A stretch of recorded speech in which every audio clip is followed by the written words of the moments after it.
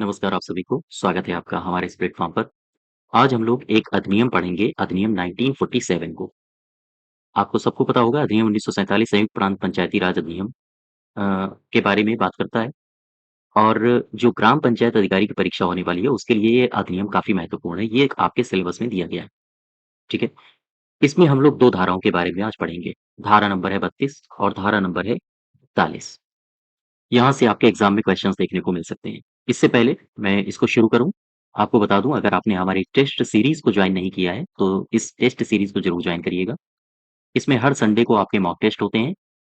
इस संडे ये जो आने वाला संडे है, इसमें मॉक टेस्ट नंबर 4 होगा और इन्हीं मॉक टेस्ट में जो 100 क्वेश्चंस होते हैं, ये सारे के सारे आपके जो आपका सिलेबस दिया गया है, उसी पर आधारित मॉक टेस्ट हैं।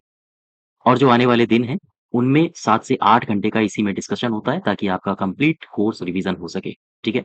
तो आप इसको ज़रूर जॉइन करिएगा। आप हमारे ऐप को इंस्टॉल कर सकते हो, वहीं पर मॉक टेस्ट मिलेंगे। ऐप ऐप की लिंक आपको डिस्क्रिप्शन बॉक्स में, साथ ही साथ कमेंट बॉक्स में मिल जाएगी। तो एक बार इसको ज़रूर जॉइन करिएगा हमारे मॉक टेस्ट श्रृंखला को, ठीक है? अधिनियम 1947 में आओ। अधिनियम 1947 में मैं आपको 2-3 बातें बता दूँ। ग्राम पंचायतें जो होती हैं, ग्राम पंचायतें, ये टैक्स लगाती हैं। तो क्वेश्चन ये उठता है कि ये जो टैक्स लगाती हैं, ये पैसा जमा कहाँ होता है?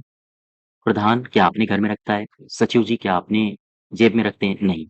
ये जो भी पैसा होता है, यानी हम कह सकते हैं कि जो ग्राम पंचायतें हैं, ग्राम पंचायतों के द्वारा प्राप्त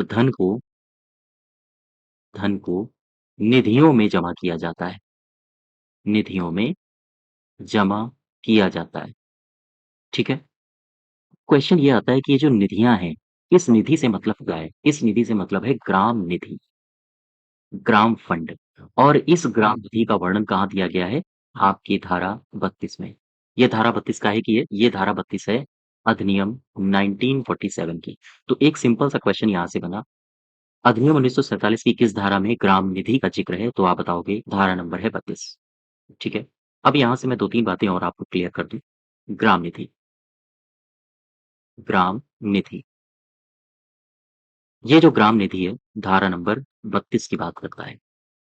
यह धारा 32 ग्राम निधि की बात करता है। तो अब ये इसका आशय क्या है? इसका आशय है प्रत्येक ग्राम पंचायत, ध्यान देना, प्रत्येक ग्राम पंचायत के लिए एक ग्राम फंड की स्थापना की जाएगी। एक ग्राम फंड की स्थापना होगी। ये सारी बातें कहाँ लिखी हैं? धारा नंबर 32 में। अगर आपसे पूछे कि प्रत्येक ग्राम पंचायत के लिए एक ग्राम फंड स्थापित होगा, ये कहाँ स्थापित है ये कहाँ वर्णित है? तो आप बताओगे धारा नंबर 32 में।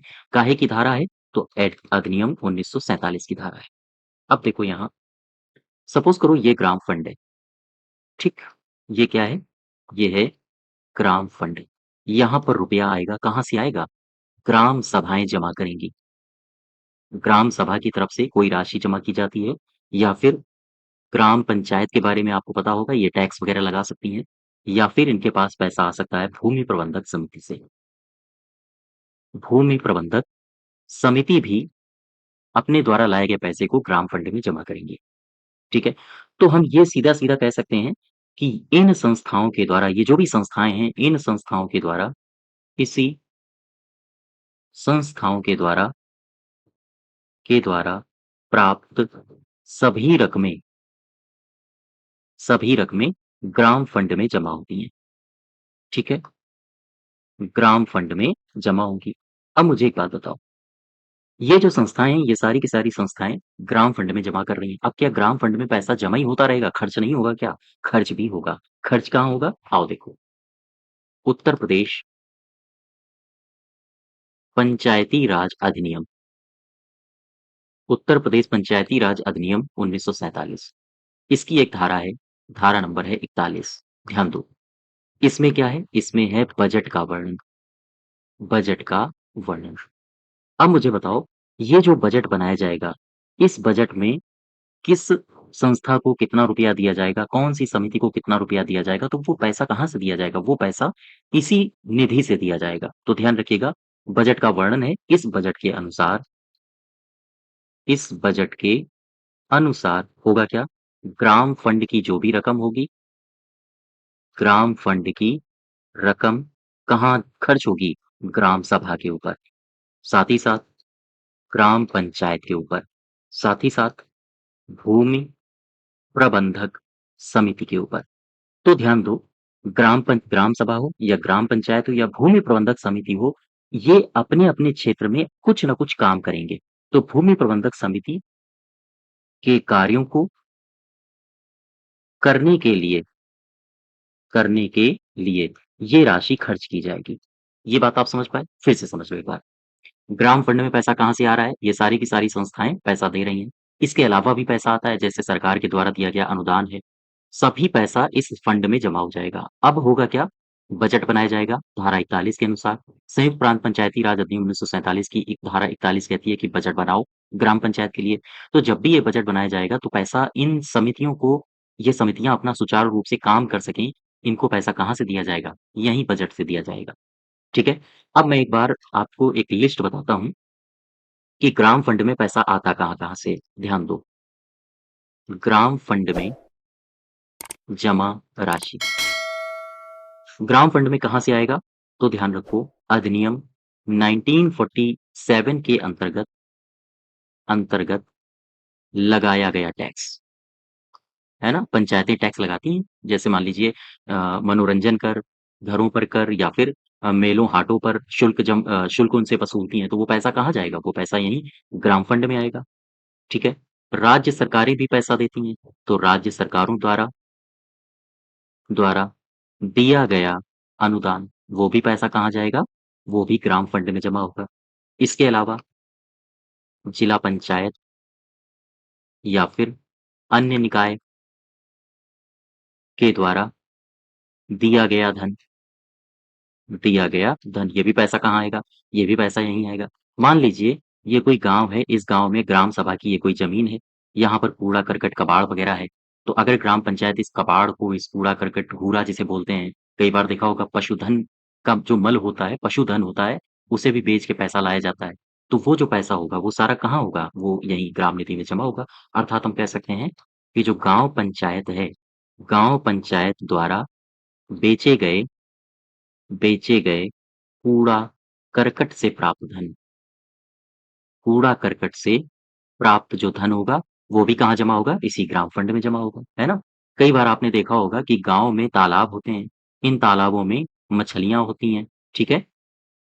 तो मछलियों की नीलामी हो जाती है, तो नीलामी से प्राप्त धन कहाँ जमा होगा? ग्राम निधि में जमा होगा और इसी निधि में जो जमा पैसा होगा, फिर उससे आप लोग यानी जो आप लोग बीपीओ बनोगे, सचिव बनोगे, विकास का कार्य करोगे। जैसा पंचायत सीरीज़ में आपने देखा होगा कि तालाब से मिट्टी निकली, वहाँ से उसने सीसीटीवी कैमरे लगवा दिए। तो जो भी पैसा यहाँ से आ रहा है, वो सारा का सारा पैसा आप कहाँ खर्च करोगे? गाँव के विकास के लिए। तो तालाब फिर पैसा कहाँ से आएगा? तालाब और मीनाशयों से मछली की नीलामी मछली की नीलामी से प्राप्त धन वो भी कहाँ जाएगा? ग्राम निधि में जाएगा। बात समझ पा रहे हो? तो ग्राम निधि में बहुत जगहों से पैसा आता है। ये भूमि प्रबंधक समिति के पास कुछ रकम है तो वो कहाँ जमा करेगी? वो यहीं जमा करेगी। लेकिन एक बात समझो, भूमि प्रबंधक समिति के पास कितना रुपया से ज़्यादा हो तो उसे अपने पास नहीं रखने का अधिकार है। तो ध्यान रखिएगा, भूमि प्रबंधक समिति भूमि प्रबंधक समिति के पास ₹50 से ज़्यादा ₹50 से ज़्यादा रकम नहीं रखी जाएगी। अच्छा, अगर इससे ज़्यादा हो गई तो कहाँ जमा करेगी? तो डाकघर में जमा करेगी या फिर बैंक में जमा करेगी, ठीक है? या तो वो डाकखाने में जमा कर दे या फिर वो बैंक में जमा कर दे। ₹50 से अगर ज़्यादा की राशि है, तो वो उसे अपने पास नहीं रखेगी। अब मुझे ये बताओ, ये जो ग्राम फंड है, इस पर नियंत्रण किसका होता है? तो ग्राम फंड का प्रशासन मुख्यतया भूमि प्रबंधक समिति के पास होता है। भूमि प्रबंधक समिति के पास होता है, ठीक है? ग्राम फंड का जो प्रशासन होगा वो भूमि प्रबंधक समिति के पास रहता है और इस पर नियंत्रण किसका होता है? और इस पर नियंत्रण